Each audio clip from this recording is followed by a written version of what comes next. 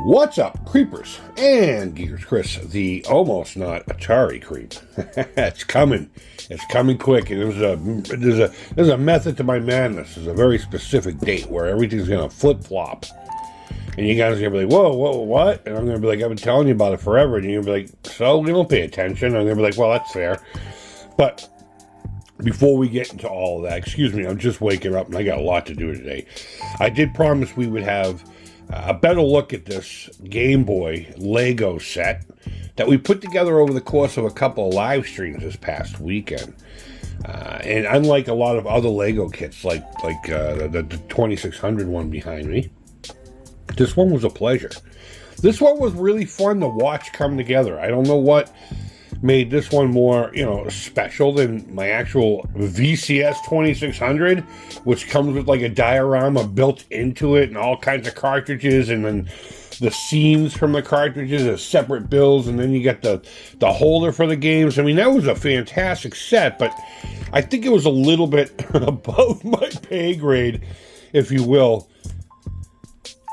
But this one here, it's, what is it, number 72046 for people, I don't know, you know what it is, and you know where to get it, so I don't think I have to give you that many specifics, but this is everything this kit came with, this set, I guess they call them. They don't call them kits. I call it a kit. You're still building a model. It comes with two cartridges. We got Super Mario Land, right? Great game. Fantastic game, actually. And you have one of the Zelda games, The Legend of Zelda. And I can't say those are great. I played on the Super Nintendo. I can't remember the name of that one. I played that one a lot. But the original one, hardly ever played it. It also came with 3 of these lenticular dealios to put into the screen so it can, kind of mimic the idea of playing a game, I suppose, while it's on the shelf. But I think they did a fantastic job with these. The third one is in the machine. I felt that was more fitting since I'm going to display the cartridges not in the unit. But it also came with this nice little holder here. The back of the cartridges just simply look like Lego. Nothing crazy. But there is a hidden kind of Easter egg inside the Legend of Zelda cartridge. So if you get this, you'll see what I'm talking about. I think we talked about it on the live stream. It was just like the attention to detail that was, shit you'll never see. You'll never see what's in there unless you build it and or take it apart. You also got to build this nifty little stand to jam into that thing right there. And it just sits there nicely, right? Looks cool. Here's the actual console itself. Now, the lenticular thing I have in there now, it doesn't look like it's going to show very well on the screen. But it's just the Nintendo thing that comes down before the bing. See, you have the console that goes bing. Here's the side. If I had one of these, I'd compare it side by side. I kind of do. It's been turned into a monster. Speaking of which, I just finished watching the Frankenstein movie yesterday, the Guillermo del Toro, and I don't normally like his stuff. But oh my God, was that such a fantastic movie. The early on and off switch actually does its thing. The buttons and everything are pretty cool. Behind here is a triangular rubber band going around these pegs, which gives this a little bit of a spring back, and same with the D-pad. Right here in the center there's a big hunk of rubber. It's actually a figure 8. We used to use them for hinges and stuff on Lego products, but you just jammed it in there, and then there were things around it keeping this together, and it actually feels like the D-pad moves a little bit. It doesn't have realistic, whatever. And these I thought were pretty clever. They're like these little rubber wheels. They just kind of, there you go. There's your home. So it's got a tactile thing to it. I don't know why. It's just an extra little added bonus, I suppose. And of course you have this back here. In order to change out the lenticular cards, you just do that, and they'll pop right out. Hell, you could even put a picture of your grandmother in there if you'd really like. I think she would appreciate that.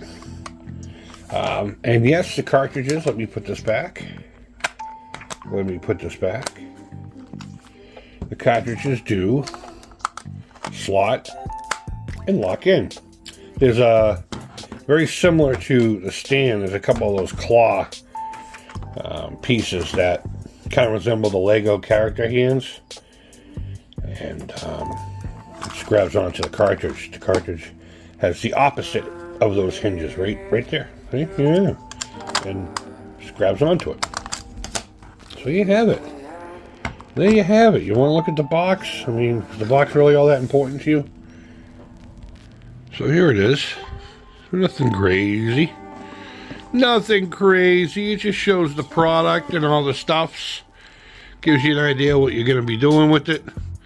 And it's very clear to let you know that no lights or sounds or anything like that, which is fine with me, I suppose. And there it is, how I am going to display it. Again, I have just the Nintendo logo in there. And this is the 2600, the Atari 2600 Lego set that I spoke of earlier. And I found it fitting to put it here, so I got rid of a lot of crap that was here. Actually, I think that was all there. We moved it aside to give the Game Boy its rightful place next to, let's be honest, a much better console. I love the Atari 2600. Never loved this. And it's mainly because I don't like handhelds. It has nothing to do with the Game Boy itself. When it came out, I was like, man, I wish I could get into that. That looks fucking awesome. But alas, the only thing I've ever truly done with a Game Boy is turned one into a monster again. Check out the new Frankenstein. What a fucking beautiful movie. If anything, it was beautiful to watch. Fantastic. So I hope you enjoyed this quick little view of the final product. The Lego Nintendo Game Boy set, kit, whatever you want to call it. Again, enjoyable. I had such a great time seeing how they designed it.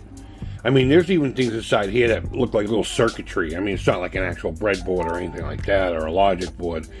But they did their best with different colors of components and stuff. Really interesting. And again, there's like a little secret thing hidden inside the Zelda cartridge. So be sure to either check out the 2 live streams or get one yourself and build it, and then let me know what you think. Either way, guys, wherever in the world you are, I genuinely hope you're doing well. I guess supposedly I need to get the Nintendo set. I won't build the TV, though. I'll just put the console. Actually, that'd be a good idea, put the console there. But either way, guys, I hope you're doing well. And until next time, take care. Creep it real. Talk about value. Look at everything this one came with. And bye-bye.